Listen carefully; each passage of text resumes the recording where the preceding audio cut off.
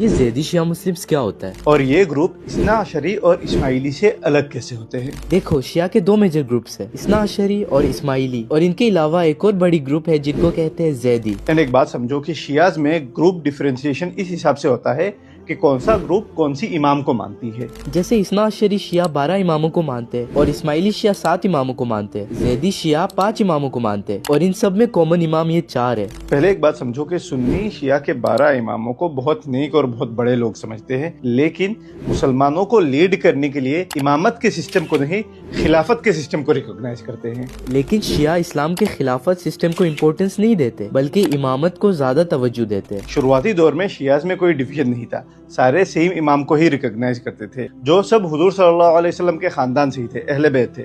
سب سے پہلے تھے مولا علی، ان کے بعد ہوئے امام حسن، پھر امام حسین، پھر امام زین العابدین، یہاں تک سب کچھ سیم تھا۔ لیکن اس کے بعد والے امام پہ مسئلہ ہونا شروع ہو گیا۔ جیسے کچھ لوگ مانتے تھے امام زین العابدین کے بیٹے امام باقر امامت کے حقدار ہے، اور کچھ لوگ مانتے تھے زین العابدین کے دوسرے بیٹے اور امام باقر کے سوتیلے بھائی امام زید ابن علی امامت کے حقدار ہے۔ تو امام باقر کے جو سپورٹرز تھے وہ آگے چل کے اثنا عشری شیعہ اور اسماعیلی شیعہ میں ڈویژن ہوا، اور امام زید کے جو سپورٹرز تھے وہ آگے چل کے زیدی شیعہ بن گئے۔ تو بیسیکلی امام زید جو تھے وہ حضور صلی اللہ علیہ وسلم کے گریٹ گرینڈ سن تھے، اور وہ پرسنالٹی وائز ایک بہت ہی بہادر اور انصاف پسند انسان تھے۔ اس وقت خلافت چل رہی تھی بنو امیہ خاندان کے، اور بنو امیہ میں 3-4 لوگ جو تھے بہت زیادہ اچھے تھے، اور ان کے علاوہ سارے لوگ بہت زیادہ ظالم کائنڈ آف تھے۔ تو امام زید نے بنو امیہ کے خلاف ریبل کیا، کائنڈ آف چاہتے تھے کہ خلافت کو ختم کر دے، لیکن انفارچونیٹلی وہ شہید کر دیے گئے۔ تو امام زید کے جو فالوور تھے جنہوں نے ان کو سپورٹ کیا تھا، انہوں نے اپنا ایک الگ گروپ قائم کیا